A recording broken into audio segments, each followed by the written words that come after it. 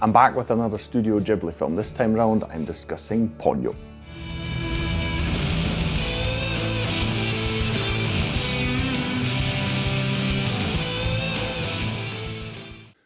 Hi, my name's Stu and welcome to another review video on Flying Wiener. Now, I've gradually covered quite a few Ghibli films up until now. I've still got quite a few to go.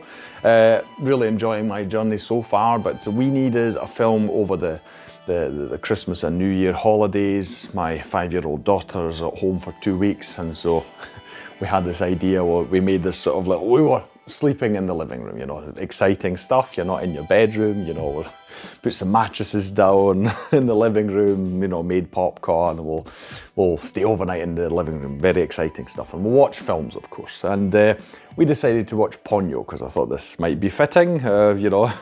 I've discussed in my Grave of the Fireflies video, I'm a bit skeptical of at least Germany's age rating system, because they gave Grave of the Fireflies, you know, age 6 and up, when I'm like, even older people, even myself, I was traumatized by that film. But I was like, okay, they've got it all ages. I'm like, surely this can't go wrong. And it was fine, just to say that. But I thought, yes, Ponyo.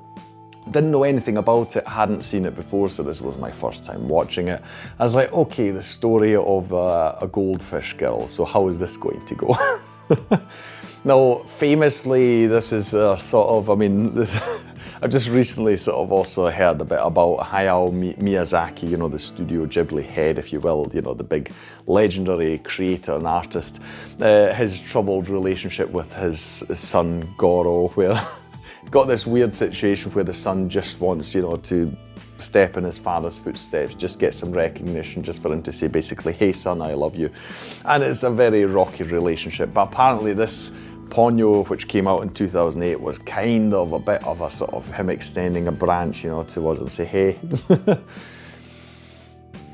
I don't know. That's apparently the story behind it. He even based the main character, the boy Sosuke, on then 5-year-old Goro, apparently visually. So that was his way of saying, you know, hey, I kind of care about you, I suppose. Yeah. So if you want just the shortest version of it, this I would say is definitely a very, very appropriate film for very young kids. It might be very confusing just because Studio Ghibli films as a whole are very confusing. Even as an adult, you're going, okay, if you go into it with the mindset of this is basically a fairy tale that you're seeing, I think you'll have a better time. You know, just don't try and contextualize it with our world, you know, the real world. Don't try to somehow fit it in or so. You have to take it at face value and just accept the world as they present it to you. Because as far as I understand, or at least that was my impression until now, every Studio Ghibli film is basically its own world. So they're not connected. It's not like they're building a huge narrative or so. So every single time you have to just go with the flow and figure out what the world is that you're in. But what is this film about? What is Ponyo about? Put very simply, it's about this goldfish girl, who wants to become a human. So we've got this fantastical, mystical aspect where we've got this guy who, as far as I understood, used to be human, really, really fell out with humankind, did not like how humanity is starting to, well, basically just destroy the world and nature and all these things. And he retreated under the seas, and he's a sort of sorcerer now, and he's hoping that one day, you know, something can be done to stop humans from doing all these things. And he uses his powers to also, conjure up not only various things, but also influence animals and stuff. So here, in this case, we have got this group of goldfish, and one of them is Ponyo, and she comes to the surface. Sosuke is playing there at the beach. He himself is staying with his mother. She works in an elderly home, and he goes to the kindergarten. One of the funny things is, you know, he's just going on his own. It's like, I take my 5-year-old daughter to the kindergarten, you know, it's like this 5-year-old, he's just running around on his own. But I mean, it is seemingly a very small place, a sort of, you know, village, let's call it, town/town, where everyone knows each other, etc. You know, I mean, I get that it's a bit more easygoing there than it is in the big city that I'm in, you know, in Vienna. But still, that was just very, very funny. just from the kindergarten. Oh, he just goes to the beach and plays on his own. I'm like, I mean, I know my daughter's quite, you know, bright and intelligent, but like, wouldn't quite trust her to be at the beach on her own. Anyway, he comes upon Ponyo, you know, feels delighted at just having a goldfish, takes her home. And gradually Ponyo has got these magical powers. They've somehow been bestowed upon her by her dad. You know, this human underwater, this sorcerer, is basically her dad. It's explained. Her mother is this aquatic goddess, I'll call her. So just like, yes, this is how it is. Again, you just have to go with the flow. Don't question it a lot. Anyway, so she's got magical powers inherent to herself, and so upon coming upon Sosuke, she takes an interest in humans and develops herself the yearning to become human, and she gradually changes herself into human. So she's suddenly got a face, and then she develops sort of legs and appendages, you know, and then it just goes from there. That's the one aspect of the story. The one very, very other big aspect of the story is that there are certain events that lead to there being just a huge tsunami wave, a tidal wave, hitting this place, this island. I think it's an island, right? Hitting this island. And we've got a huge storm, rain and floods and all sorts of stuff going on. Craziest thing to me in the whole film is that while this is going on, Sosuke's mum grabs him and is like, we're getting in the car, we need to get something from the house. And like, you know what?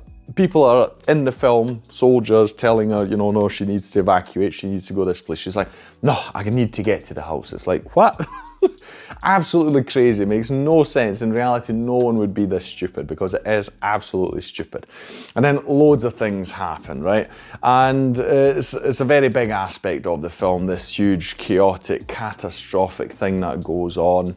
And it's also very interesting. I mean, I think that's more or less what I'll tell you about the plot. So we've got this, like I say, this goldfish girl who wants to become human.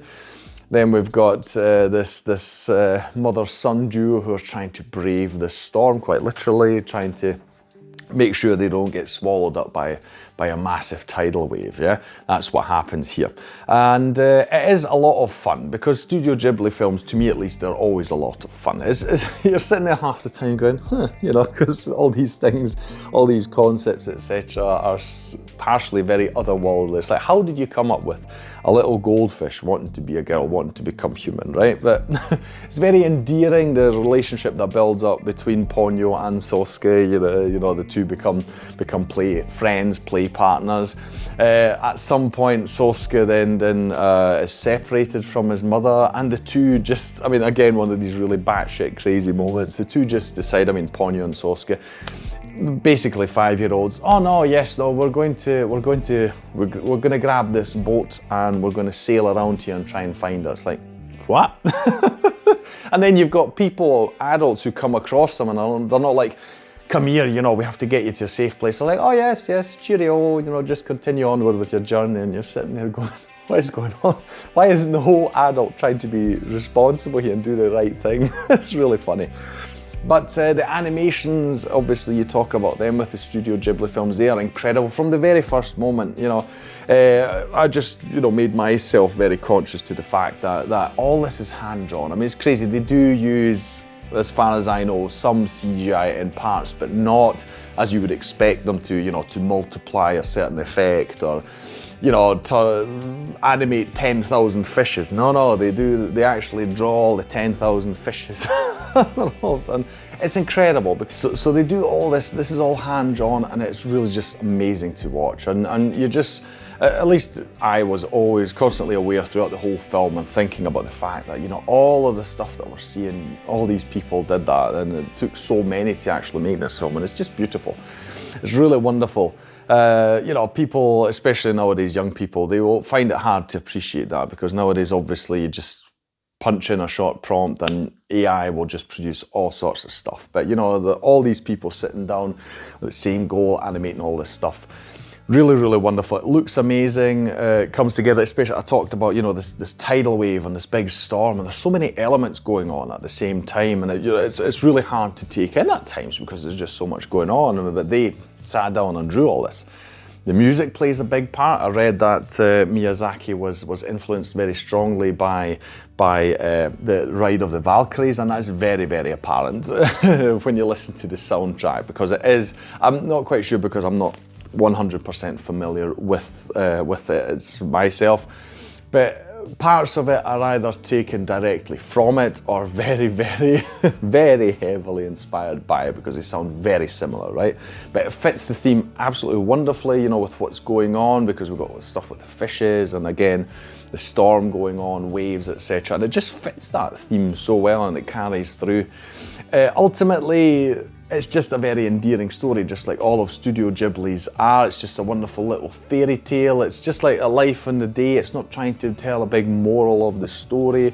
We're not going on a huge adventure. I mean, it's very fantastical and it is quite big in size when you consider various things, but somehow it's just about this little kid, this little boy and his goldfish who wants to become a girl, because that really is what it's about until the end, and it's really funny in that way. A lot of very, very funny moments in it, so we had a lot of fun.